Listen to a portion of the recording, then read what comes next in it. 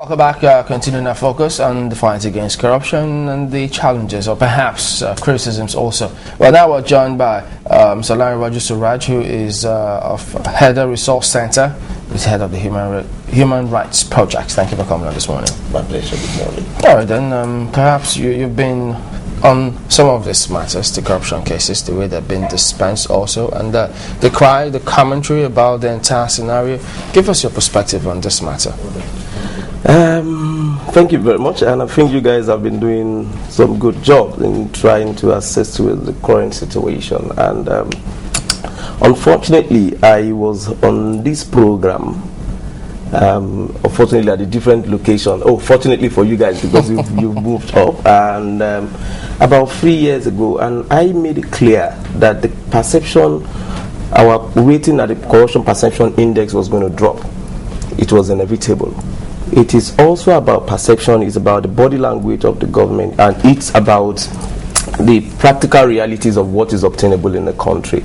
So what we are experiencing now is not just happening, it's been things that were designed by both the current government and also personalities that are involved in governance to lead us to this stage. Really? Yeah, and you can, when we were saying it locally, it wasn't taken serious because it was like, oh, these are just critics who don't really see things that are good in government. And interestingly, when Madam Hillary Clinton came to Nigeria, she made that clearly to Nigerians and even to the Nigerian government that the anti-corruption fight has lost steam in Nigeria. What about now, especially if you juxtapose it with the comment of the president who says he will not intervene in institutions running their natural course? Well, that is most unfortunate for us because we need to see his intervention. Really? Yes, we need to see his intervention. Isn't that the one that will be unfortunate because you'll be setting it back? No, that's what I'm saying. The intervention must be that he must lead by example. First and foremost is his own personal declaration of his asset, which Nigerians don't have. And that would have also filtered down from himself as the president to the ministers, to the civil servant. But we don't have that. So that's why I said we need to see his intervention, which is to be leading by example. Also, is the emergence of the people, the credibility, the character, the pedigree, and the antecedents of people that are going to lead anti-corruption crusade. You're saying you are not going to intervene. The current person that was just being screened and appointed for the ICPC is a card-carrying member of PDP, and that we have said. And this you've highlighted this. We have strong before now, and that unfortunately goes to also tell you that it's a different thing for you to be saying I'm preaching something and practicing something completely different. You need to live and walk your talk.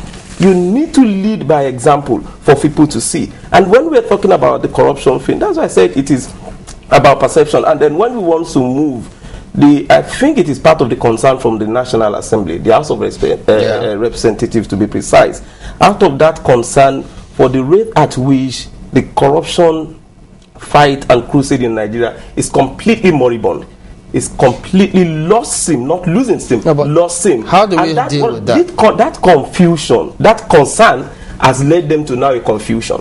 The confusion in the sense that they are now talking about a retired Supreme Court judge or an appeal court judge. No. Corruption fight, it is not about adjudication. It's about investigation. And we need people who have the basic knowledge, the least, as we can either consider, basic knowledge of investigation. Perhaps you dissect it for us. The criticisms and the commentary coming from everywhere, especially the move by the National Assembly, is it operational based or institutional based? Well, as far as it is now, we have enabling laws that can assist any anti-corruption, sincere, committed and focused anti-corruption institution to operate institutional wise. Now, when we're looking at about the operational base, also the challenge is that we need to also review the laws to assist in ensuring that the emergence of people that will lead the institutions are not just government appointees. It is something that needs to actually be advertised, and people, individuals who have records of this pedigree that is required to occupy the space. We need situations where people either with the National Assembly, the civil society, the media can actually be part of the process of appointing people who will head, and also the board Unfortunately, that is what we have with the current one. There's a board that is not functional. Unfortunately, there must also be a functional board which would allow for the labor, the civil society, the media to appoint people there who can have as oversight function for the institution. So within the institutions, there can be a functional board that will check the excesses, as opposed to where it is the politicians, the office of the CBN, the office of the Inspector General, the office of the Attorney General. These are still the same government circle that moves. So when we're talking about the judges, we have the experience where you can say good one with ICPC, when you had Justice Mustafa Akombi as the ICPC chairman, and then you can see the ICPC. When we had the successor to Justice Akombi, it was a complete comatose for ICPC.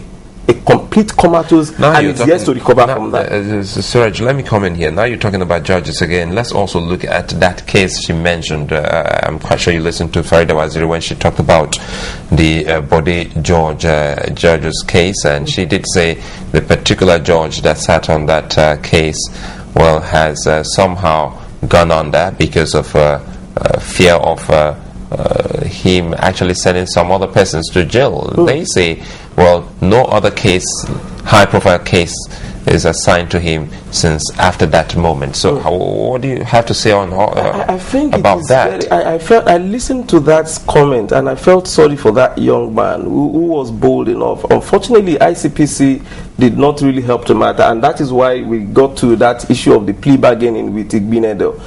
The proceed of crime that Madam Farida mentioned, it is not about just plea bargaining. The first and foremost, we had a situation with Tafa Balogun, we had with Alamaisia. The first and foremost step is the forfeiture of the proceeds of crime. So it is not the criminal that determines what is going to release.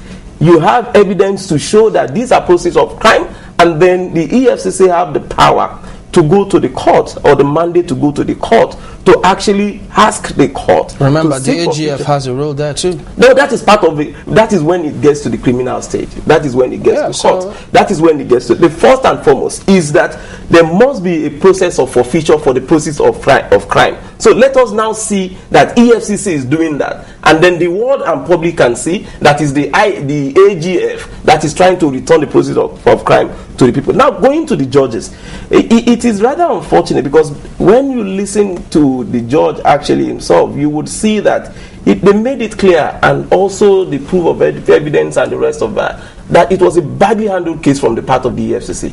A very bad. The man just went out of his way in practicing what we call the judicial activism of saying, if these are the issues, then this is where you have to go. And that is where you can see when she was talking about a politically exposed person serving 5 years, and then ordinary innocent, well, sometimes, okay, let me not say innocent, criminals serving 15 and 20 years. It is the kind of charges that you bring to the court. You can't bring a charge against a politically exposed person that carries a maximum of 1 year, and you're expecting the courts to go and sentence them to 10 years. Those SANs don't do a good job. No.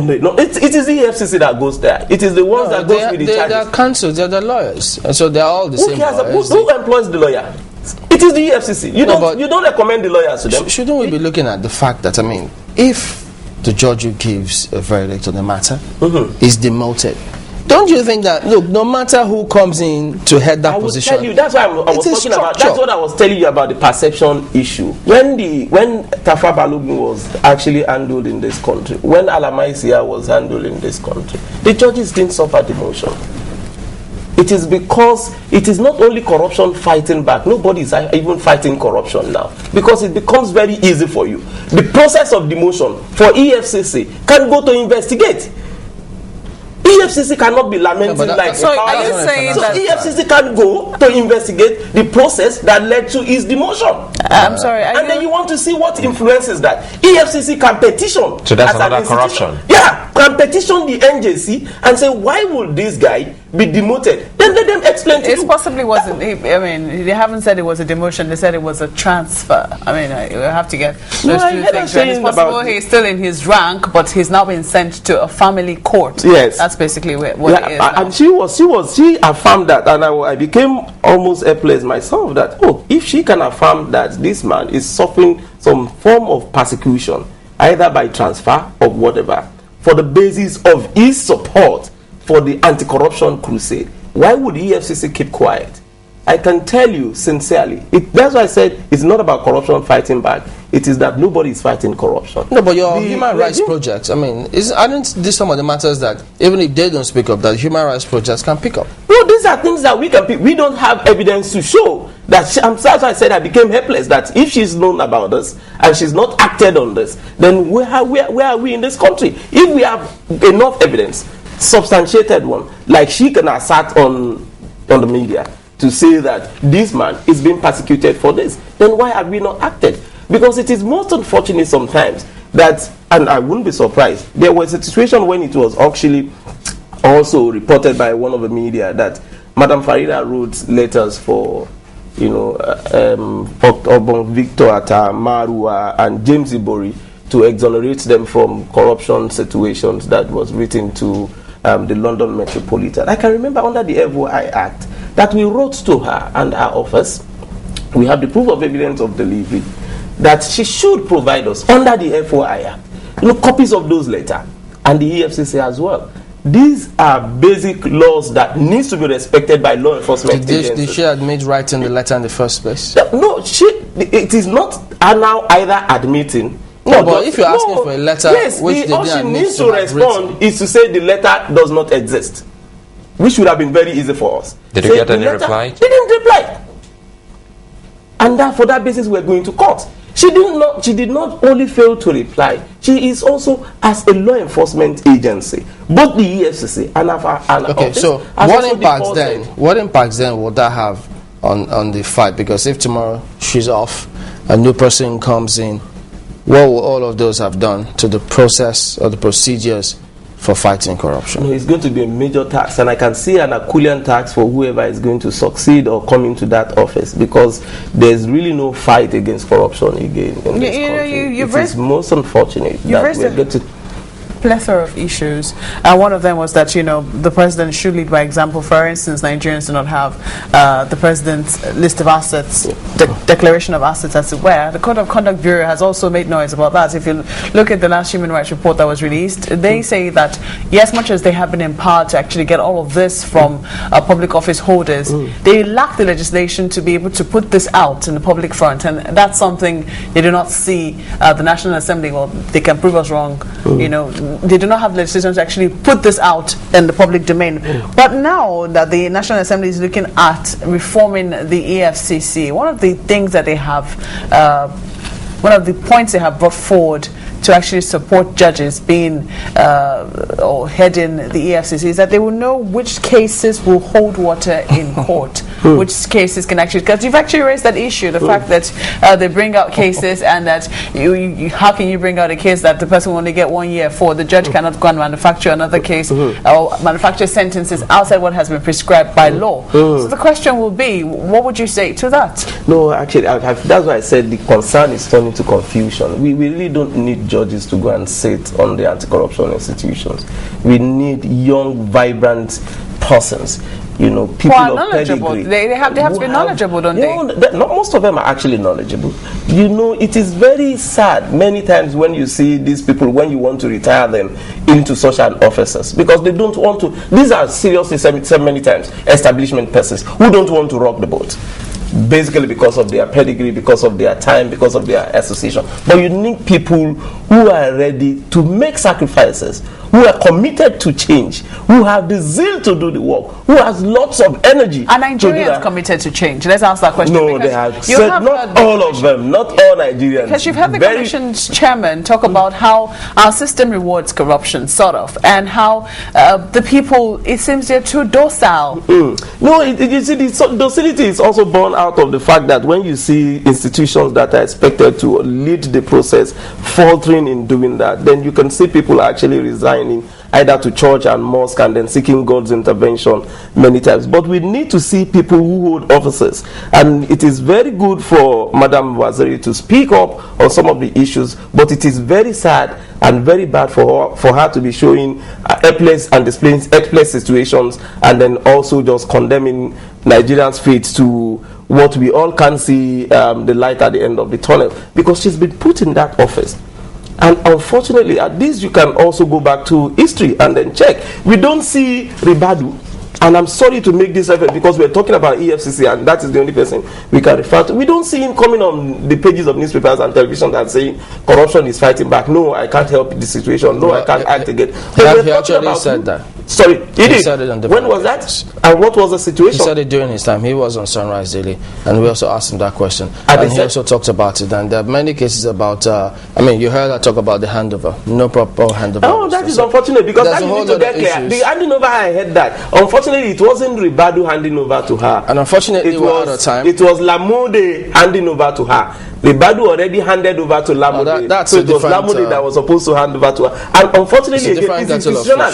It's not about person. If there are issues that needs to be resolved institutionally, I mean, she can always ask for updates. She can demand for documents. And if that is not given, we have institutions and we have laws in this country that would mandate, even the National Assembly could have summoned whoever was leaving office and would fail to hand over appropriately. All right, we'll see what we can do about all of these matters. But the one thing you highlighted, correct me if I'm wrong, is we need the institutions to function properly. Precisely.